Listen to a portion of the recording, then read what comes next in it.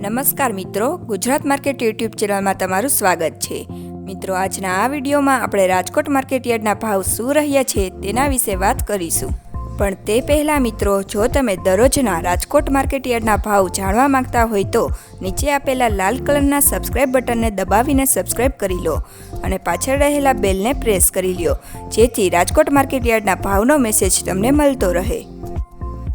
તો ચાલો મિત્રો, આજે રાજકોટ માર્કેટ યાર્ડમાં શું ભાવ રહ્યા છે તે જાણી લઈએ। ઘઉં લોકવાન 594 થી 631, મગફળી ઝીણી 940 થી 1230, મગફળી 920 થી 1227, કપાસ 1311 થી 1500, મરચાં સૂકા 850 થી 2250, તલ કાળા 3540 થી 5080, તલ સફેદ 1890 થી 2060, ઘઉં ટુકડા 600 થી 696,